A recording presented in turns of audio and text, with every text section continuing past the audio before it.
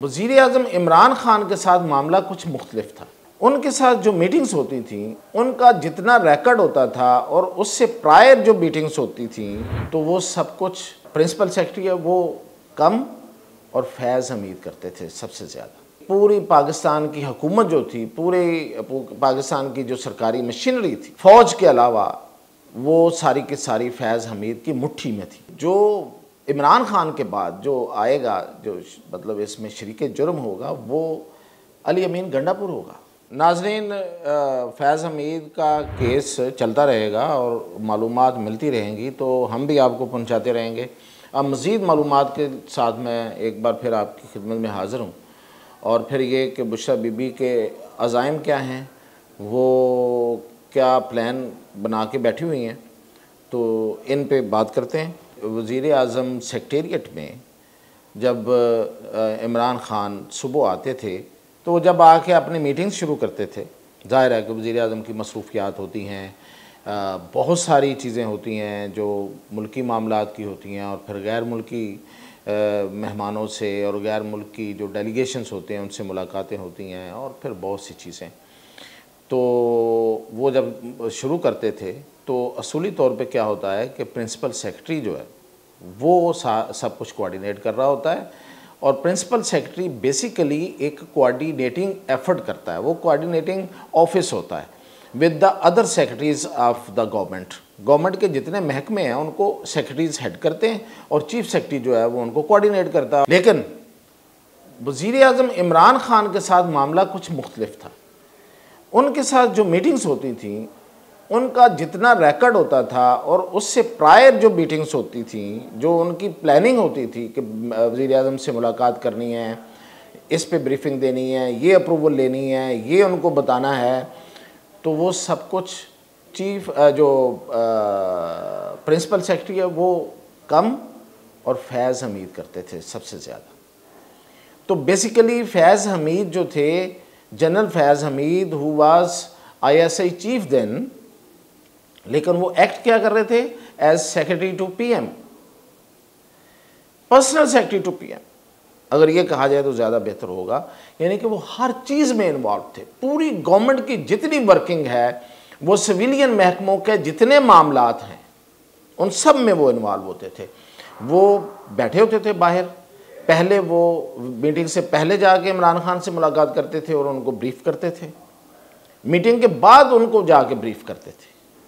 यानी कि जो भी काम होता था, जो भी अप्रूवल होती थी, जो भी ब्रीफिंग होती थी, जो भी हुकूमती जो मामलात चल रहे होते थे, उसमें मशावरत अव्वल व आखिर फैज़ हमीद की होती थी। तो जिस तरह से भी मामलात चले, मतलब बहुत सारी खबरें आ भी रही हैं, आती भी रहेंगी, तफसीलात आपके सामने हैं, उन सब में अमल दखल जो था, जितने भी फैसले होते थे इमरान खान के, उनमें सब में अमल दखल जो था वो फैज़ हमीद का होता था। तो इसलिए पूरी जो सरकारी मशीनरी थी वो फैज़ हमीद के मातहत थी, उनसे खौफज़दा थी। उनको पता था कि कौन बंदा है जो मेक और ब्रेक करता है और किससे बना के रखनी है। तो इसलिए आप ये कहें, अगर ये कहा जाए तो बिल्कुल गलत नहीं होगा कि पूरी पाकिस्तान की हुकूमत जो थी, पूरे पाकिस्तान की जो सरकारी मशीनरी थी फ़ौज के अलावा, वो सारी की सारी फैज़ हमीद की मुट्ठी में थी। ISI तो थी, वो तो उसके हेड थे। तो फिर बाजवा ने ये फ़ैसला किया कि अब इमरान खान को नहीं रहना चाहिए। ये बात तो ऐसे ही है, मान जाना चाहिए इस बात को। तो फिर वो सारी जो ज़मीन है पाँव के नीचे से सरकाई जाने लगी, क्योंकि डिलीवरी भी नहीं हो रही थी, गवर्नेंस बुरी तरह फेल हो गई थी। तो अब कोई ऐसा जवाब भी नहीं था कि अगर ये सब कुछ किया जाता तो उसके जवाब में कोई कहता कि ये क्यों हो रहा है, जो कि बाद में बहुत कुछ ज़ाहिर है उस पर बहुत पहाड़ भी तोड़े गए कि ऐसा क्यों हुआ, हालांकि उस वक़्त तो बिल्कुल भी ऐसा कुछ नहीं था। तो जब फैज़ हमीद जो हैं वो ISI चीफ से हटा दिए गए, आप वो सारा प्रोसेस भी पता है, फिर किसी वक्त वो इसको बयान करेंगे। और वो जब कोर कमांडर पेशावर बनाए गए उसकी जगह पे, तो वो पेशावर में जब कोर कमांडर थे और जब वो लोगों से वहाँ, उन्होंने सियासतदानों से बाकायदा मीटिंग शुरू कर दी। कौन से सियासतदान थे? यही पीटीआई वाले, कोई एक मिलता था, कोई दूसरा मिलता था, मशावरत होती थी, मशावरती अजलास होते थे और उनमें वो अपने आप को नेक्स्ट आर्मी चीफ कहते थे। वो कहते थे कि कोई बात नहीं, मैं अगर आर्मी ISI की पोस्ट से हट गया हूँ तो इसमें असल में इमरान खान ने ये एक प्लान किया है, हमने मिलकर एक प्लान किया और अब अगला आर्मी चीफ मैं ही आ रहा हूँ। तो वो अपने आप को आर्मी चीफ कहते थे वहाँ पे, इनकमिंग आर्मी चीफ। लोग तो कहते ही होते हैं, जिन्होंने जो मिलने वाले मिलाने वाले होते हैं वो तो पॉलिश करते हैं, तो वो तो कहते ही होते हैं, लेकिन वो खुद भी अपने मुंह से कहते थे। और उस दौरान उन्होंने जिस तरीके से फिर सारी वहाँ से बैठ के मैन्यूवरिंग की है वो उस ऑफिस में, कोर कमांडर ऑफिस में, वो अफ़गानिस्तान के हवाले से तो आपको पता ही है, अदरवाइज़ भी जो मुल्की सियासत के हवाले से वो भी बेमिसाल है, कोई मिसाल नहीं है। कभी कोई कोर कमांडर ऐसी मीटिंग्स नहीं करता। और फिर ये कि इसमें मैं एक बात जल्दी से बता दूं, फिर आगे चलता हूं कि जो इमरान खान के बाद जो आएगा, जो मतलब इसमें शरीके जुर्म होगा, वो अली अमीन गंडापुर होगा।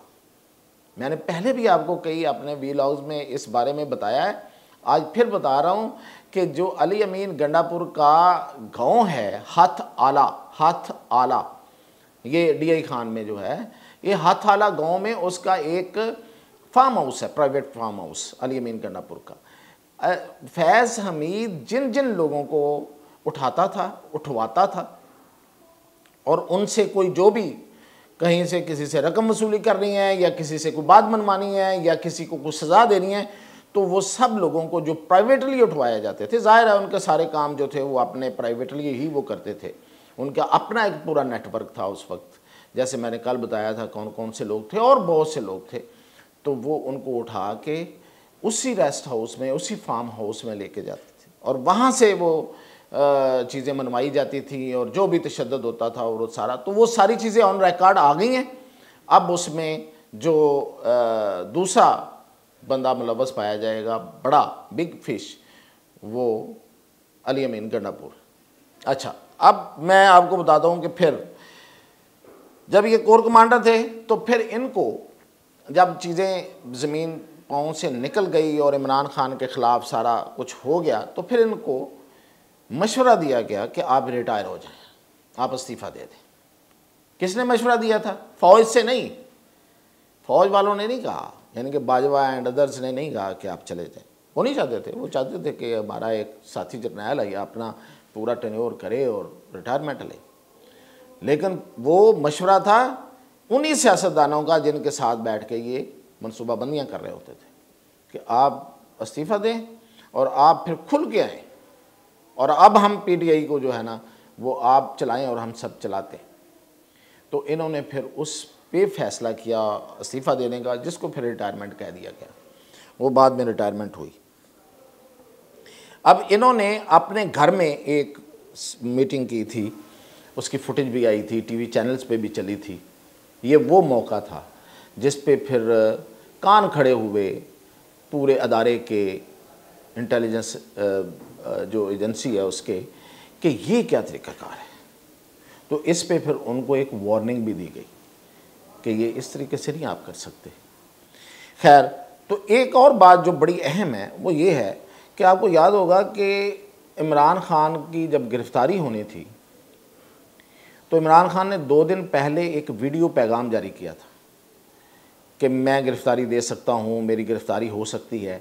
ये बेसिकली फैज़ हमीद के साथ मशावरत के बाद ये तय हुआ था कि आपकी गिरफ़्तारी तो होनी है, आप तैयार हो जाएं और गिरफ़्तारी के बाद हमने क्या करना है वो ये करना है। तो जो लोग कहते हैं ना कि इमरान खान ने प्लानिंग की थी उधर बैठ के, और नहीं, ये 2-3 दिन पहले से प्लानिंग हो चुकी थी। और जो फैज़ हमीद की प्लानिंग थी वो बहुत पहले से तैयार थी कि इस सूरत हाल में, ज़ाहिर है वो सूरत हाल वक्त के साथ साथ इमर्ज हो रही थी, साथ साथ चल रही थी चीज़ें, तो हमने क्या करना है। तो उस वक्त सारी निशानदेही हो चुकी थी और जिन लोगों को साथ में लाना था, मसलन लाहौर में जो अफसर साथ मिले या कहीं और, वो भी सारी कोऑर्डिनेशन और सारे राब्ते जो थे वो हो चुके थे कि आपने रोकना है या नहीं रोकना, एंटर होने देना है या नहीं होने देना, और फ़लाँ जगह पे जाके मॉब को भेजा जाएगा। और मॉब को भेजने की पूरी प्लानिंग और गिरफ्तारी जो है वो 9 मई को होगी। और आपको अगर इस तरह उठाया जाएगा तो आप गिरफ्तारी देंगे और उसकी पूरी फिल्म बंदी होगी और मोबाइल कैमरे वहाँ मौजूद होंगे और उसके बाद आप की बयान जारी होगा और ये होगा और हम उसको हाइप क्रिएट करेंगे।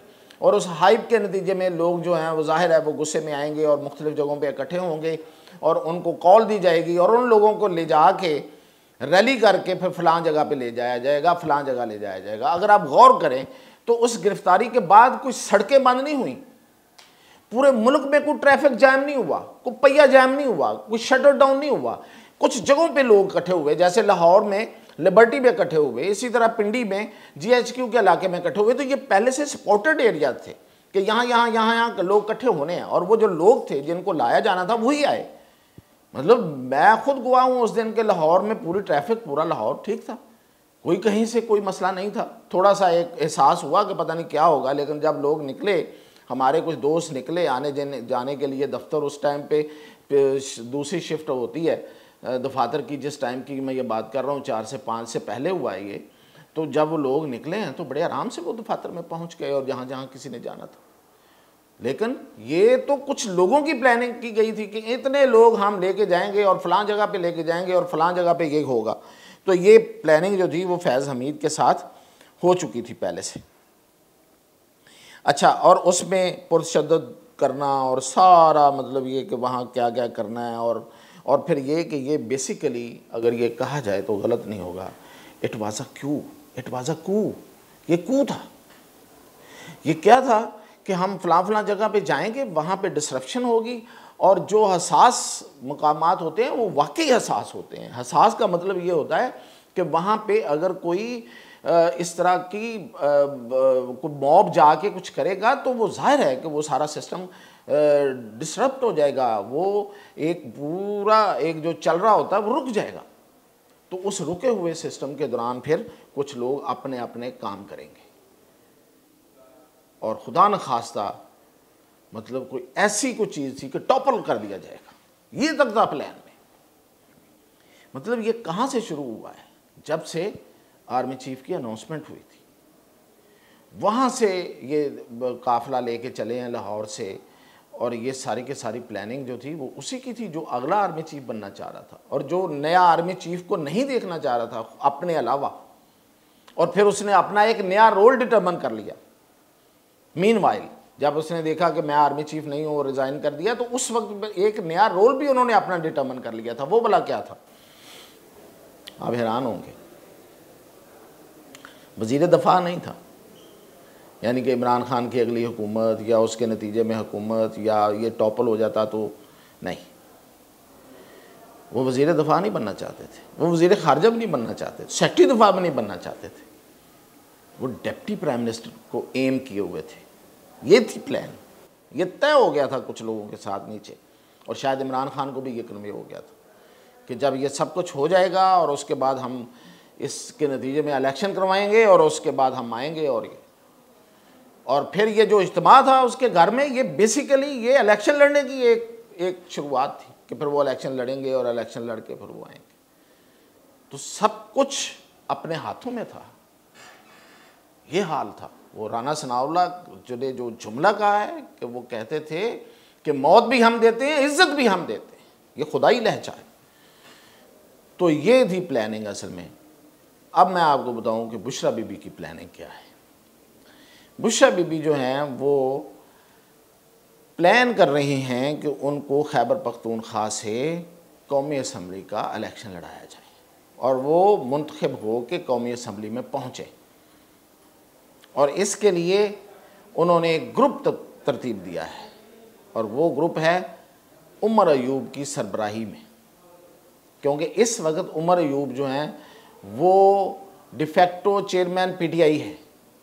बैरिस्टर अली गौहर अब नाम के रह गए हैं, कोई ना उनको कोई एतमाद में लेता है, ना वो कोई फैसला कर सकते हैं, ना कोई वो किसी किस्म की इवन अनाउंसमेंट कर सकते हैं, क्योंकि सारे मामला जो हैं वो बुशरा बीबी के हाथ में हैं और उन्होंने आगे सबलेट किए हैं उमर अयूब को।